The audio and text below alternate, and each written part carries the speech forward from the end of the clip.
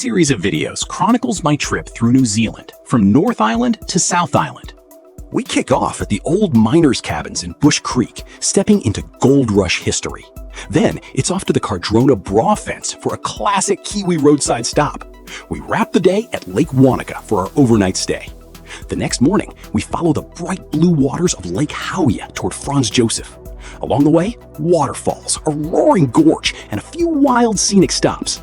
After checking into our hostel, we finish the day with a hands-on jewelry-making workshop. We made a quick stop at Bush Creek, where the remnants of old miners' cabins still cling to the hillside like ghosts from the gold rush era. These rough timber huts once sheltered prospectors who poured into the Arrowtown region in the 1860s, chasing the promise of instant fortune. Walking among the collapsed walls and stone foundations, you can almost picture their daily grind. Long days in icy water, panning for flakes of gold. Nights spent huddled around smoky fires, hoping tomorrow would be the day they struck it rich. It's a quiet spot now, but the echoes of that wild, desperate rush still linger in the air, making Bush Creek one of the most atmospheric windows into New Zealand's mining past. The huts here were nothing more than stone or wooden boxes with tin roofs. No insulation, no real protection from the brutal winter winds that tore down this valley. In temperatures that regularly plunged below freezing, these men slept on hard bunks with only thin walls between them and the storm. Standing here now, it's hard to imagine just how miserable and bone-chilling life must have been. Yet they endured it day after day, all for the slim hope of striking gold. We continue our journey up toward the Crown Range summit, the highest main road in all of New Zealand, topping out at 1,076 meters above sea level. The climb winds through sharp switchbacks and steep ridgelines, each turn revealing wider, more dramatic views over the Arrowtown Basin and the rugged Southern Alps. Golden tussock hills roll out beneath jagged ridgelines, with the valley dropping away in deep folds of shadow and light. From the top, the views stretch from the Arrowtown Basin to distant Lake Wānaka, a sweeping panorama that shows off the raw, untamed beauty of the Southern Alps. In the distance, you can see Queenstown Airport stretched across the valley floor, its runway cutting through the basin like a silver stripe. Beyond it, the city of Queenstown sits tucked along the edge of Lake Wakatipu, framed by the towering mountains that make this one of the most dramatic airport approaches in the world.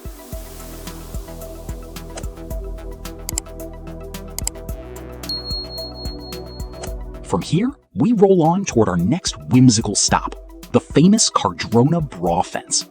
What started in the late 1990s as just a few mysterious bras clipped to a rural fence has grown into one of New Zealand's quirkiest roadside icons.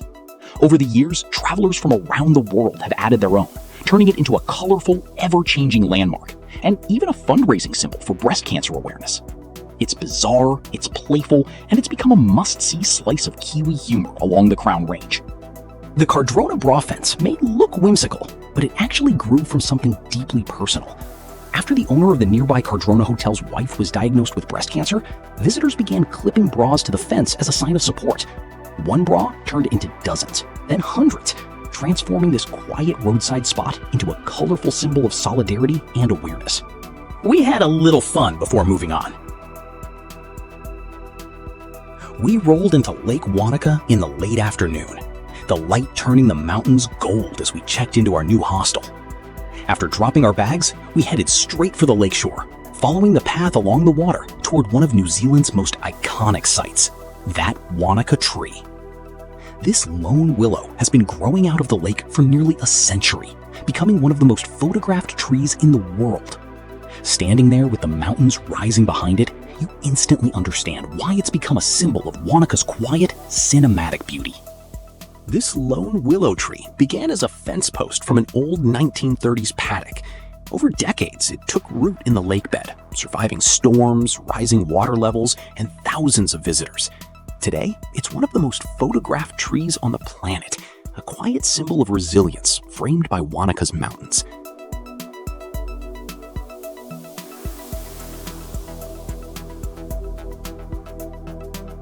The next morning, we hit the road early, making our way toward the glacier town of Franz Josef.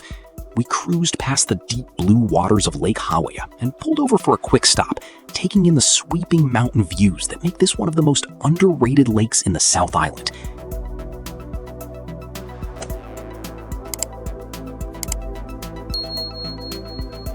The landscape shifted quickly as we drove, rolling hills giving way to dense rainforest and misty mountain peaks, hinting at the wild West Coast scenery waiting for us ahead.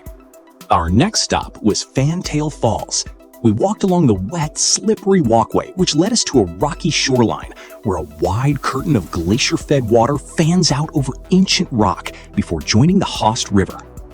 Dropping around 23 meters, this cascade gets its name from the way the water spreads like a fantail bird's feathers, a beautiful, powerful reminder of the Southern Alps' icy origins.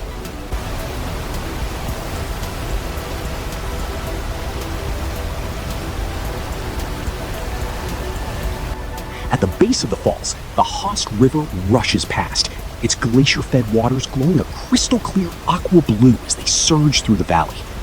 The Haast River begins high in the Southern Alps, fed by glaciers and snowmelt that carve their way through steep valleys. From there, it races westward through dense rainforest before emptying into the Tasman Sea, one of the wildest, most untouched river journeys in New Zealand. We stopped at the Callender-Hamilton Bridge, perched above the legendary Gates of Haast, where the river suddenly turns wild, squeezing through a narrow granite gorge carved by centuries of glacier melt. Here, the Haast River is forced into a tight channel, its glacier-fed blue waters accelerating into a roaring surge that crashes through the canyon with incredible force. It's one of the most dramatic stretches of the entire West Coast Highway, a raw showcase of the Southern Alps' untamed power. For centuries, Haast Pass served as an important Maori travel route long before Europeans arrived. In 1863, explorer Julius von Haast crossed this rugged corridor, paving the way for future development. Road construction finally began in 1929, paused through World War II, and wasn't completed until 1960, one of New Zealand's most challenging engineering undertakings. A year later, the temporary Bailey Bridge was replaced with the Callender-Hamilton Bridge that still spans the Gates of Haast today, standing as a testament to the determination it took to tame this wild landscape.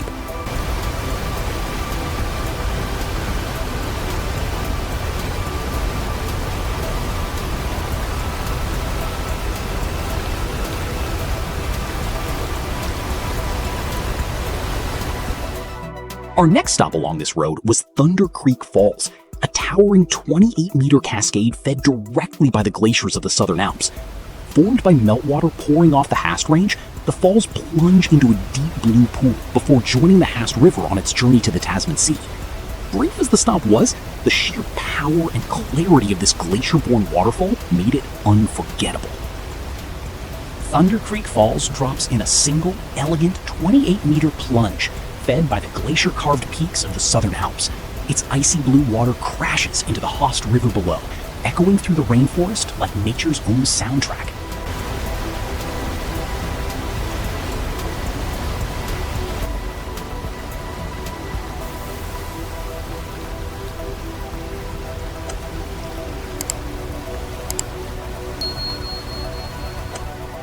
Late in the day, we rolled into Franz Josef, a tiny glacier town surrounded by misty rainforest and towering peaks.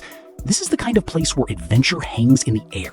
You can lift off by helicopter for a dramatic landing on the Franz Josef Glacier itself, or even skydive over the Southern Alps for some of the most spectacular views in New Zealand. Unfortunately, the weather shut us down completely. For 2 straight days, the skies stayed turbulent, with upper atmospheric disturbances so strong that every helicopter and fixed-wing aircraft in Franz Josef was grounded. No glacier landings, no scenic flights, just the relentless rain reminding us who's really in charge of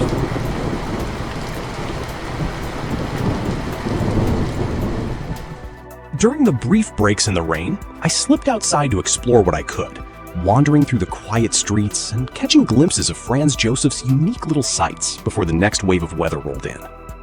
The scenery around Franz Josef was incredible, and the town even has a wildlife center where you can see real live kiwi birds up close. But with photography and videography strictly banned inside the exhibit, I couldn't justify spending $40 when I wouldn't be able to capture these amazing birds for the video. Later that evening, we headed out to a small jewelry making workshop, a quiet little home business tucked away in the Franz Josef countryside. At the stone jewelry workshop, the owner welcomed us in and guided us through every step of the craft. We learned how to choose the right stone by studying its color, texture, and natural lines, then how to cut and shape it with steady hands and a bit of patience. Finally, we brought the piece to life by hand polishing it, working through progressively finer sandpaper pads until the surface gleamed. It was a quiet, creative experience and a chance to craft something truly personal from a raw piece of stone. Cherie drilled a hole in my cut and polished piece so I could make it into a pendant.